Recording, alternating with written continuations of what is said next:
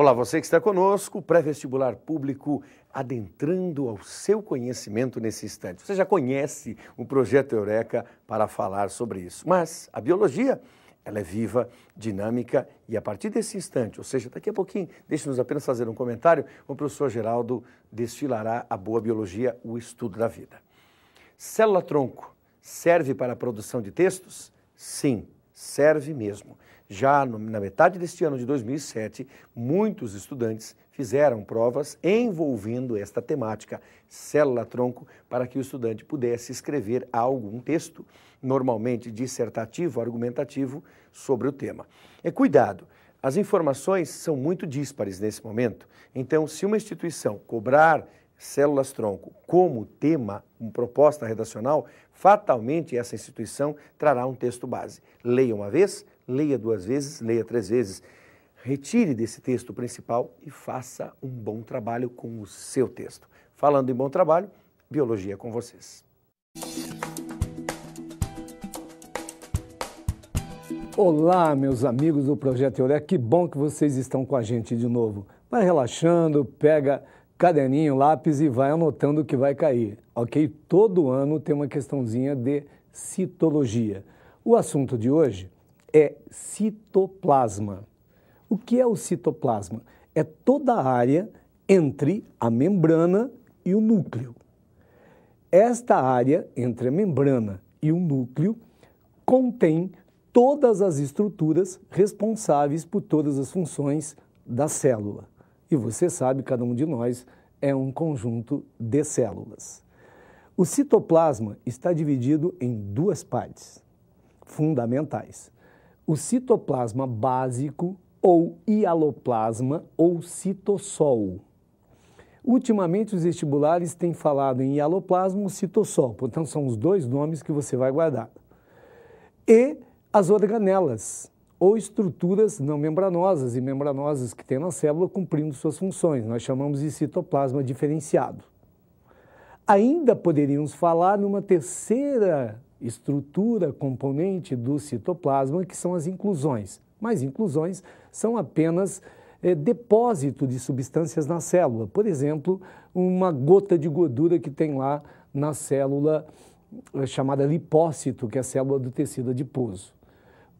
Portanto, duas partes fundamentais e uma terceira que a gente pode comentar normalmente no terceiro grau. Quais são elas? Repetindo, o citossol, as estruturas responsáveis por todas as funções que são as organelas e as inclusões que são depósitos de substâncias. Agora, o que é o citossol?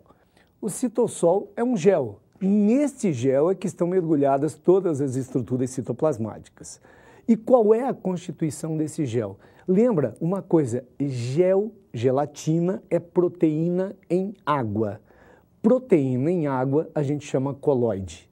Portanto, a estrutura do citossol é um coloide, formado por agregados de proteínas em água. Neste gel estão todas as estruturas citoplasmáticas. Nós já vimos na outra aula que a membrana é responsável por conter o que é célula. E a membrana separa o meio ambiente do conteúdo celular. Por isso que ela tem reforços externos, como a parede celular na célula vegetal e o glicocálix na célula animal. A parte que envolve, que acompanha a membrana no conteúdo citoplasmático é uma parte mais condensada. A gente chama de ectoplasma ou plasma gel. A parte interna, que envolve o núcleo, ela é mais fluida. A gente chama de endoplasma ou plasma-sol. Agora, uma coisa você tem que guardar. Em qual das partes são encontradas as organelas citoplasmáticas? Ectoplasma ou endoplasma? No endoplasma. Ok? Guardou? No endoplasma estão todas as organelas. Que organelas são essas ou que estruturas citoplasmáticas são essas? Primeiro, o citoesqueleto é formado por microtúbulos, microfilamentos e filamentos intermediários. No entanto, o vestibular se preocupa com microtúbulos e microfilamentos. Você faz o seguinte, guarda sempre a função base. Guardou a função base, o resto a gente trabalha na sequência. Qual é a função base ou funções base aqui? Microtúbulos e microfilamentos são responsáveis pelo citoesqueleto, portanto, você tem um emaranhado de proteínas mantendo o esqueleto celular. Ah, a célula tem esqueleto? Tem, sim, senhor.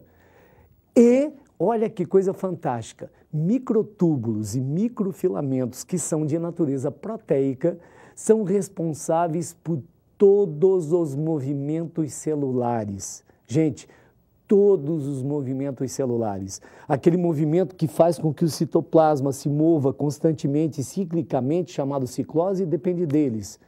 O movimento para formar pseudópodos, lembra das amebas? Depende deles.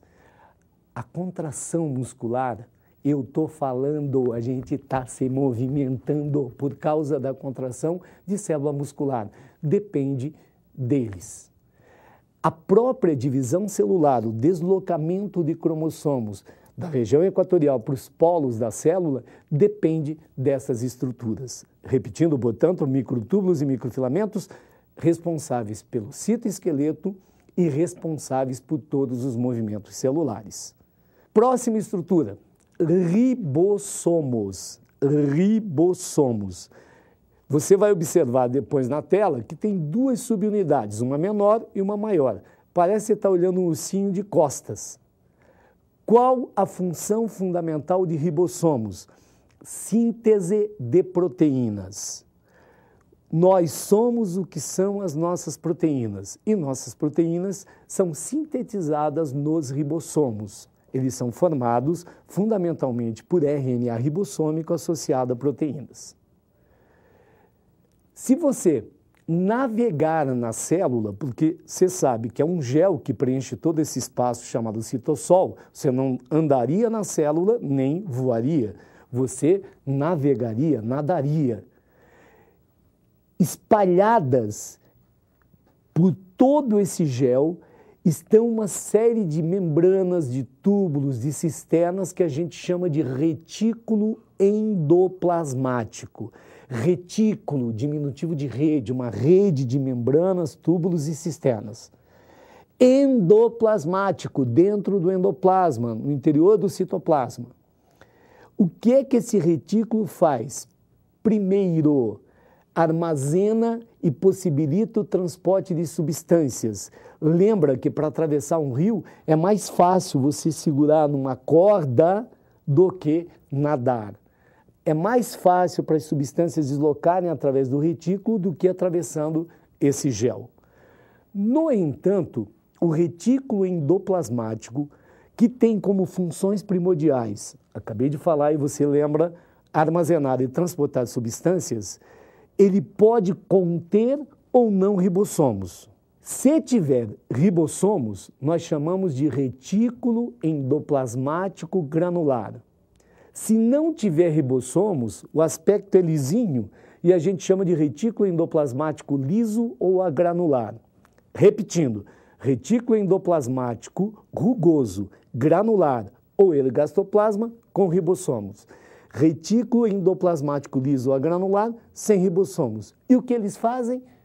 O granular produz proteínas para a célula secretar normalmente. A gente diz que o retículo endoplasmático rugoso ou granular produz proteínas de exportação, porque os ribossomos livres que tem no hialoplasma associados ao RNA mensageiro, o conjunto chama polissomos, produzem proteínas para uso interno da célula.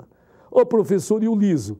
O retículo endoplasmático liso produz, por exemplo, lipídios, hormônios esteroides, hormônios sexuais, por exemplo, hormônios das suprarrenais, como corticosteroides, são produzidos no retículo endoplasmático liso, que também armazena cálcio, por exemplo, lá na célula muscular, e também é responsável por eliminar substâncias estranhas. Quando você come ou bebe alguma coisa diferente, quem é que reclama? O fígado. E nele, quem é o responsável por eliminar as substâncias? O retículo endoplasmático liso.